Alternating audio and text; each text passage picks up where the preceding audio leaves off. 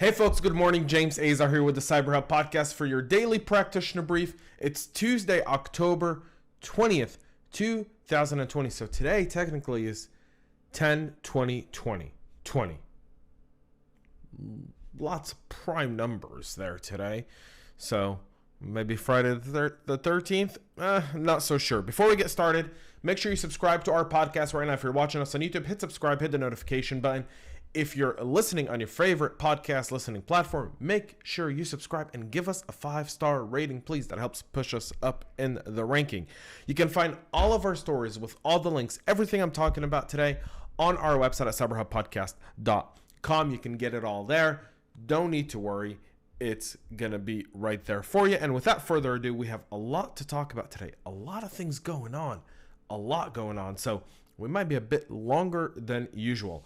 We'll start with a Windows GravityRAT malware that's now targeting Android and macOS users.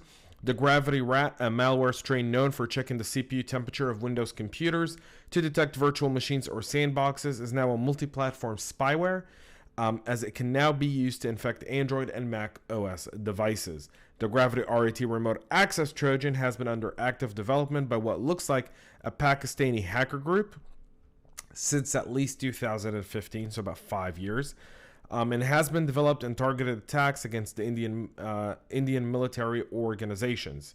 While the malware authors previously focused their efforts on targeting Windows machine, a sample discovered by Kaspersky last year shows that they are now adding Mac OS and Android support. They are now also signing their code using digital signatures to make their booby-trapped apps look legitimate. The spyware malware dropped by these malicious apps on infected devices runs a multi-platform code, and it allows attackers to send commands to get information about the system, search for files, get a list of running processes, intercept keystrokes, take screenshots, execute arbitrary shell commands, record audio, and scan ports. A lot more on this RAT available on our website. Again, I'll stick that on the screen here, cyberhubpodcast.com. You can read the whole story. Now let's move to a serious vulnerability in GitHub Enterprises. A security researcher says he earned $20,000 for a high-severity GitHub Enterprise vulnerability that might have allowed an attacker to execute an arbitrary command. GitHub Enterprise, the on-premise version of GitHub.com, is designed to make it easier for large enterprise software development teams to collaborate. In June, Australia-based software developer and security researcher William Bowling informed GitHub via its bug bounty program that he had identified a potentially serious vulnerability. Successful exploitation may have allowed an attacker to override arbitrary files with malicious content, which could have resulted in arbitrary command execution on enterprise server instances. Exploitation of the vulnerability on enterprise server instances involved injecting malicious arguments via git command options. While in itself this is a serious vulnerability, Bowling and GitHub's own security team failed to find a way for it to be exploited in a real-world scenario due to cross-site request forgery protection mechanism implemented by the company. Again, layers of security, and a classic thing where we see a headline around a story and you go, oh wow, GitHub Enterprise. But then when you really dig into it, that's the kind of clickbait aspect of the story, but also the fact that this vulnerability was patched in August, and so it's no longer a big deal.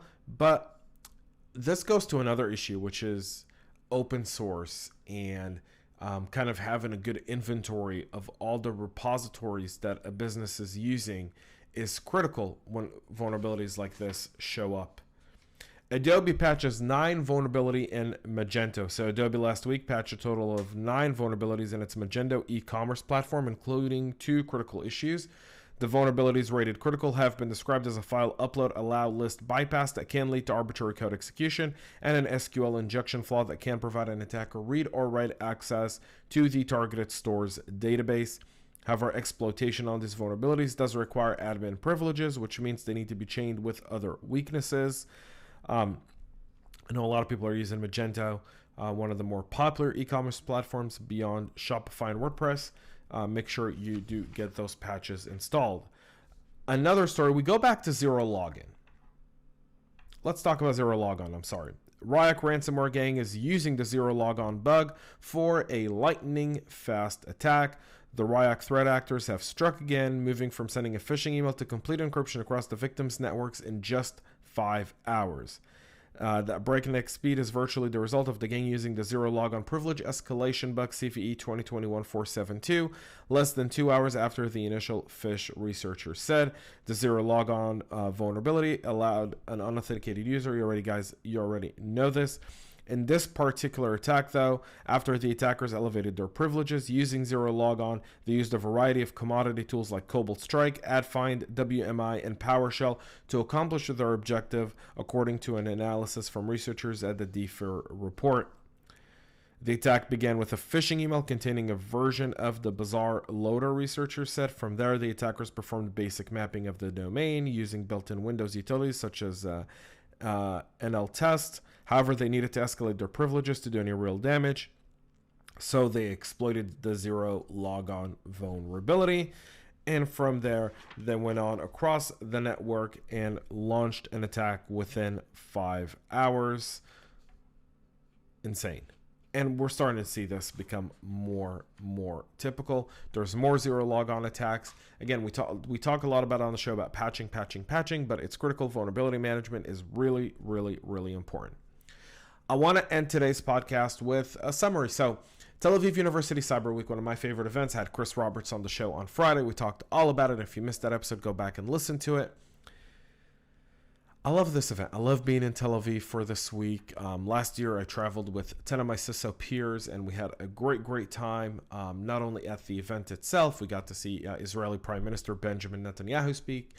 We got to see the DC Mayor, Chris Krebs, Director of CISA, and so many others speak at the event. But beyond all of that, great content. This morning, the morning sessions that I was able to catch before having to come to you guys were a joint production by the Cloud Security Alliance and the Tel Aviv University Cyber Week team. A great panel talking about COVID-19 cloud challenges, the transition to the cloud, some of the challenges that organizations are experiencing, and some of the security challenges that exist within that. Great way to do that. Link is below in the description to go sign up. CyberHub free gets you a free pass. Passes are 100 shekels. You can go back and watch the recorded sessions. Now they'll be available over the next few weeks, so make sure you catch that. That's it for us here today at the Practitioner Brief CyberHub podcast. Thanks so much for tuning in. Thanks so much for listening. We'll be back with so much more tomorrow. Until then, folks, stay healthy and stay cyber safe.